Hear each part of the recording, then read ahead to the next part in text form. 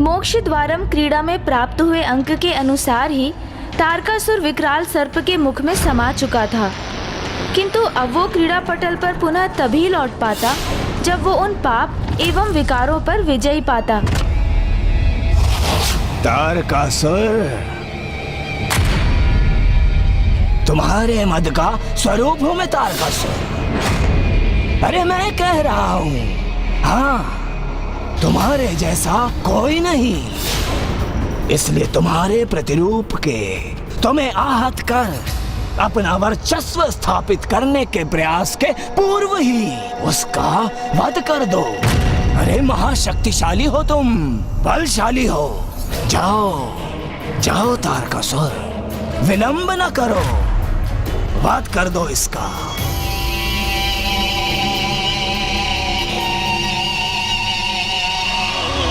इस समस्त संसार में महाबलशाली महानतम असुर महाराज तारकासुर एक ही है, और वो मैं हूं। मैं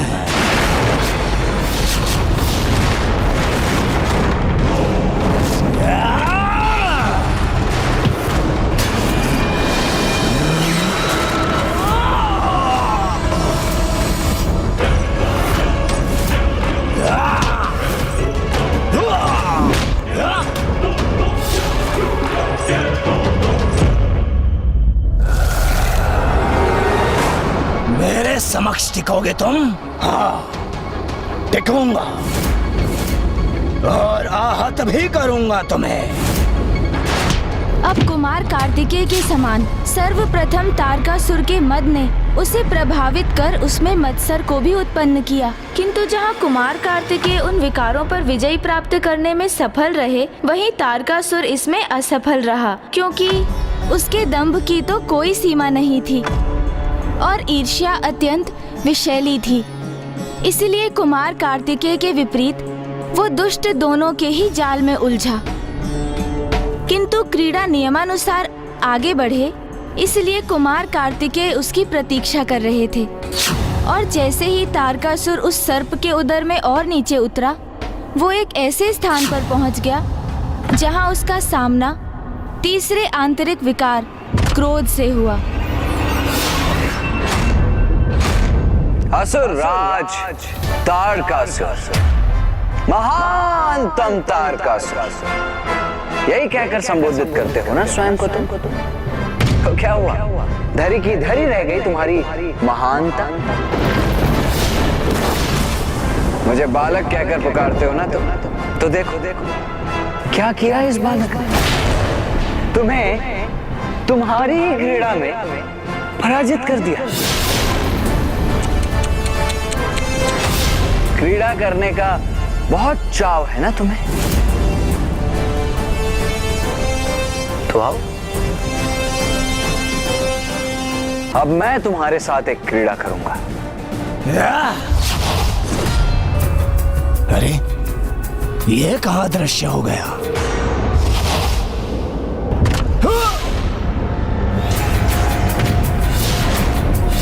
तो आओ ना, क्रीड़ा करो मेरे साथ, पकड़ो मुझे। इतना दुस्साहस तुम्हारा, इसका उचित दंड दूंगा मैं तुम्हें।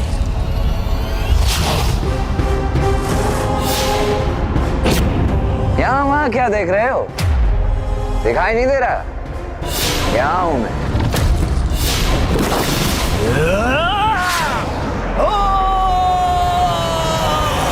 तारकासुर के भीतर कुमार कार्तिकेय के प्रति क्रोध का ज्वालामुखी फूट चुका था, जिस क्रोध पर अपना नियंत्रण ही नहीं प्राप्त कर सका वो, और किसी भी प्रकार कुमार कार्तिकेय पर कपट वार कर युद्ध भूमि में धर्मानुसार नहीं अथवा अधार्मिक उपाय से आहत करना चाहता था वो उन्हें। इसलिए वो पुनः असफल हुआ और अब उसके अगले आंतरिक शत्रु अर्थात लोभ और काम का सामना करने के लिए प्रस्तुत होना था। महाराज तारकासुर की, महाराज तारकासुर की, महाराज तारकासुर की, महाराज तारकासुर की, महाराज तारकासुर की, महाराज तारकासुर की। यहाँ तो सर्वत्र जय जयकार हो रही है मेरी। महाराज, तारकासुर की। महाराज, अब आप हमें छोड़कर यहाँ से नहीं जा सकते। हाँ महाराज, अब मेरा अर्थ है अब हम आपको यहाँ से प्रस्थान नहीं करने देंगे। किंतु कहाँ ले जा रही हो तुम मुझे? महाराज, ये कैसा प्रश्न पूछ रहे हैं आप? हम आपको ये सुंदर नगर के राज सिंहासन पर स्थापित करने ले जा रहे हैं। और कहाँ ले जाएंगे महाराज?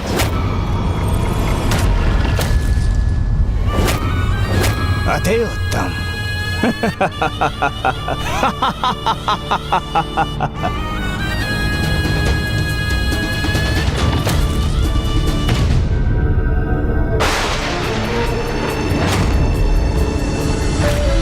स्वर्ग भी मेरा, स्वर्ग भी मेरा, त्रिलोक भी मेरा, त्रिलोक भी मेरा,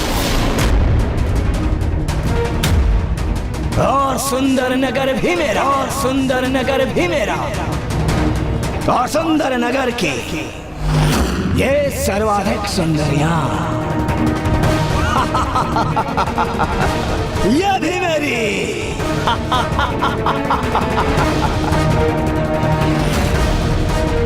चलिए महाराज।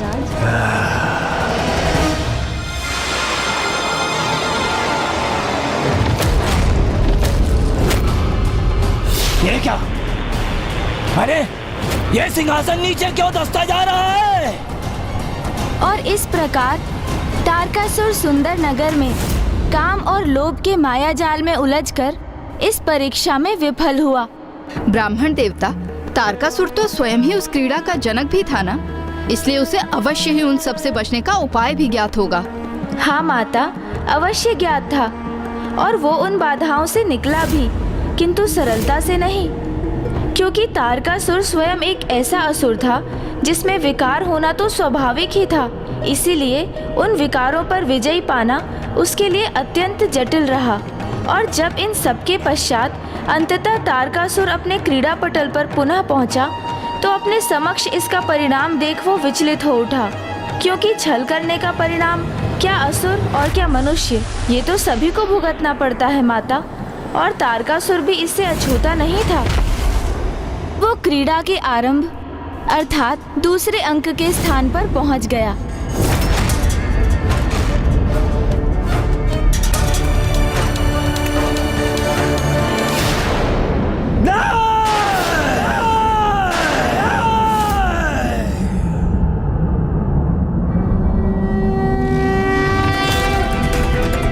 कुमार कार्तिकेय, ज्ञात है मुझे ये कुटिल चाल तुम्हारी ही थी ना?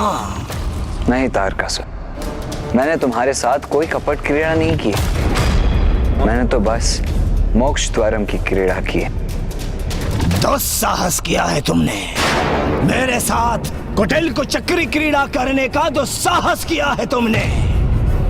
अब तुम प्रतीक्षा करो, मैं अभी पुनः एक पल में 2 तक पहुंच जाऊंगा।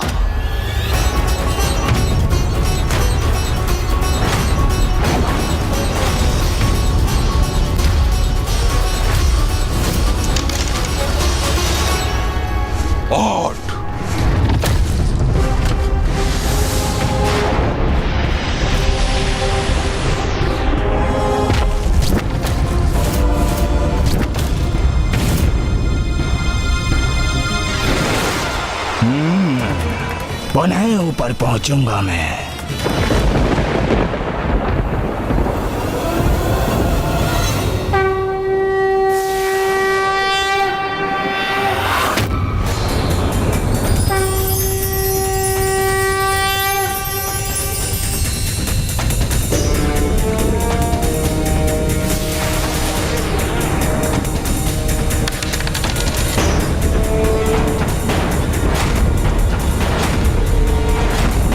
क्या रहा?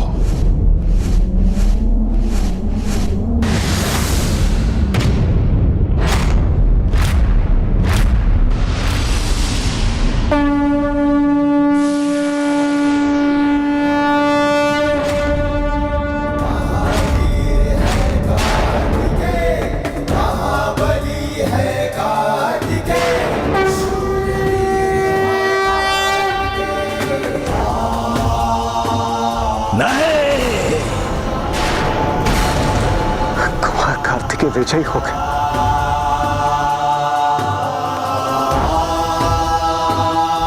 धन्यवाद माता। पुत्र, अब तुम अपने लक्ष्य उस खड़क तक पहुंचने ही वाले हो। किंतु अभी भी तुम्हें सावधान रहना होगा पुत्र, क्योंकि खड़क तक पहुंचने पर भी तुम्हारा कार्य अधूरा है।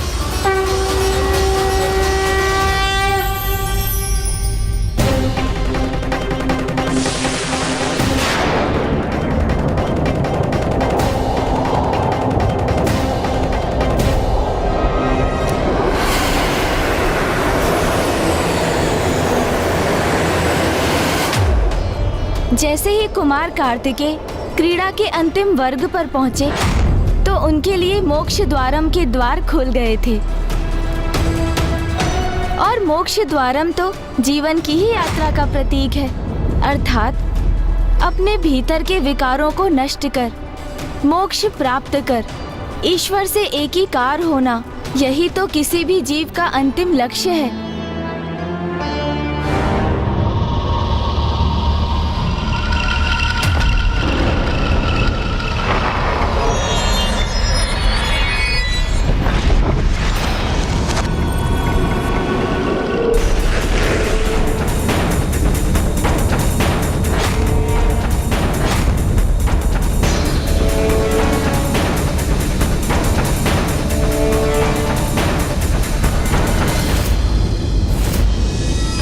ये कैसी अंधकारी राजसभा है?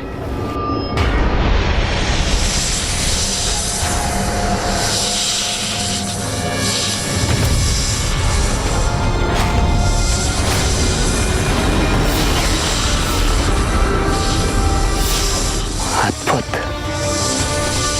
किंतु भयंकर सर्प है।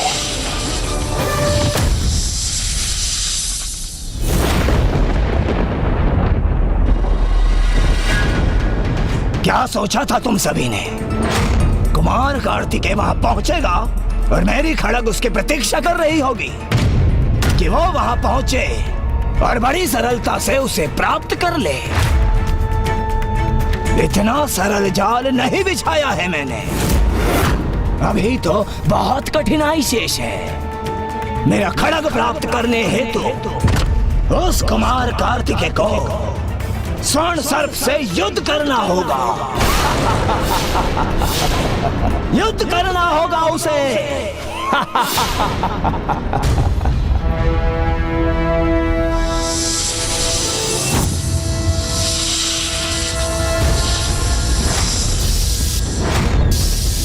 इस सर्प का सामना अनिवार्य है।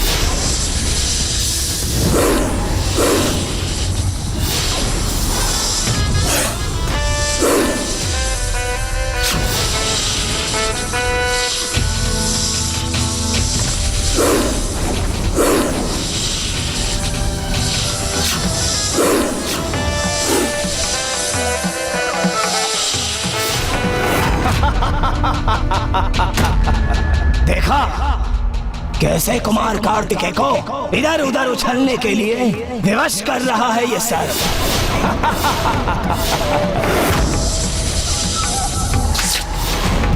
क्या हुआ कुमार कार्तिकेय? अभी भी परिश्रम करने पर विवश हो रहे हो तुम? हाँ? इस सर्प का अंत करने के लिए मुझे अपनी बुद्धि का प्रयोग करना होगा। ध्यान से देखना होगा इसे। पुत्र, जिसमें मेरी समस्त शक्ति समाहित है, मेरी शक्ति का प्रतीक मेरा दंड सदा तुम्हारे साथ रहेगा और इस प्रकार मैं भी सदा तुम्हारे साथ बनी रहूंगी।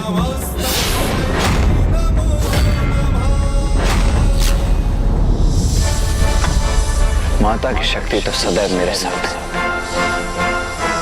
उसी का प्रयोग करूंगा मैं।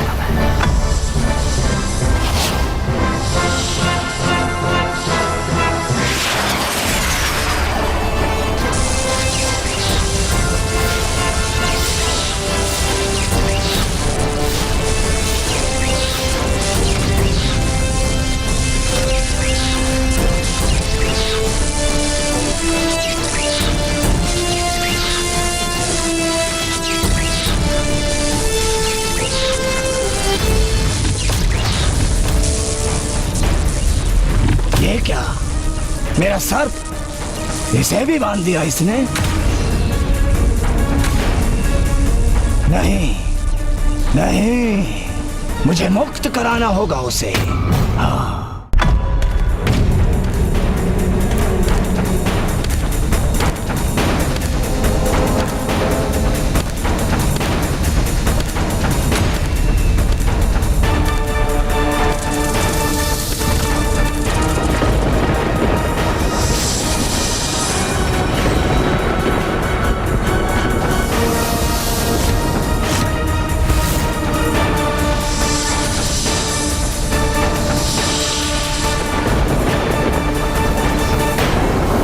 मुझसे तुम मुक्त नहीं हो सकोगे।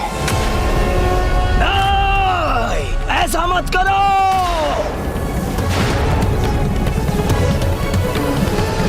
यदि इस सर्प की रक्षा हेतु तारकासुर इधर बढ़ रहा है तो इसका अर्थ है वो खड्ग इसी सर्प में स्थित है।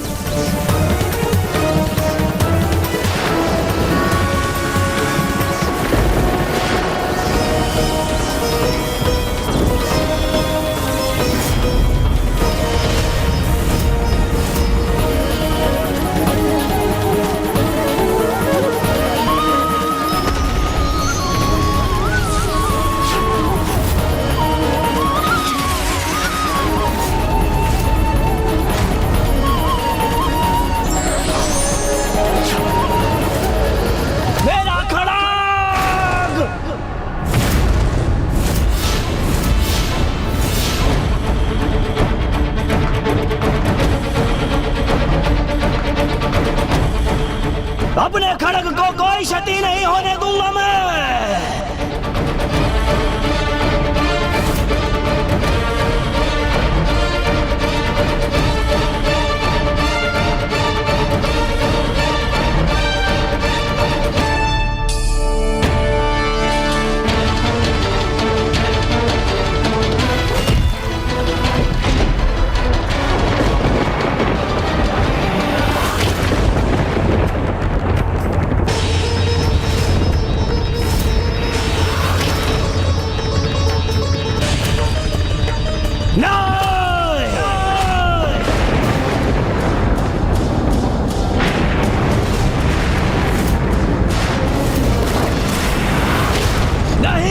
उसे मत नष्ट करो, उसमें मेरे प्राण हैं। नहीं। तुम्हारी क्रीड़ा में विजयी होकर मैंने इस खड्ग को प्राप्त किया है, तो अब इसे दो भागों में विभक्त कर नष्ट तो अवश्य करूंगा, नष्ट तो अवश्य करूंगा।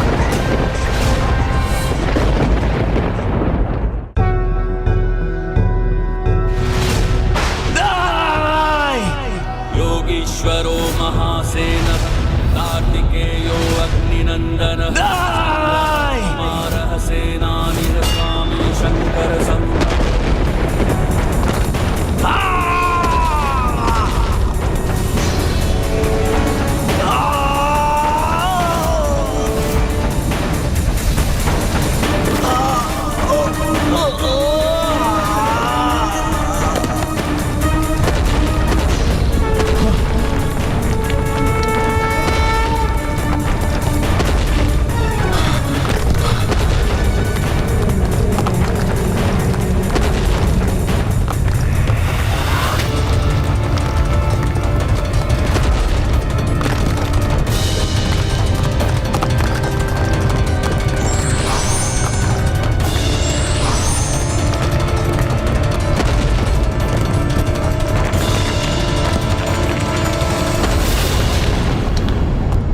ये कैसा विस्फोट हुआ वहां? और कुमार कार्तिकेय और तीनों देवता कहाँ हैं?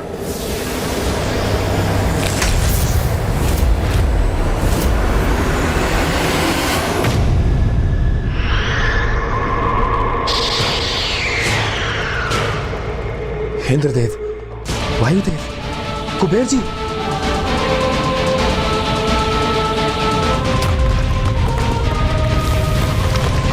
मेरा सुंदर मायावी भवन नष्ट हो गया।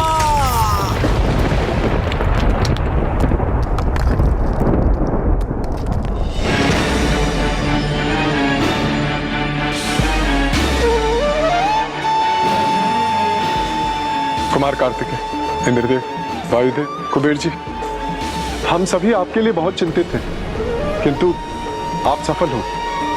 कुमार कार्तिकेय, आप सफल हुए। अंततः आपने उस दुष्ट का अंत कर ही दिया।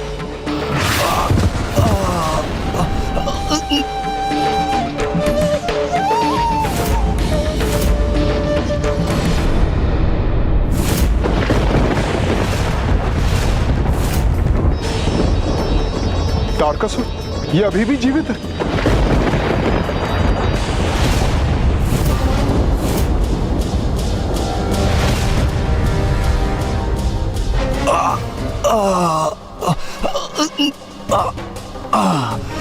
महागणपति जी ने तो कहा था कि तारकासुर के प्राण उस खड्ग में ही नहीं थे। ये कैसे संभव है?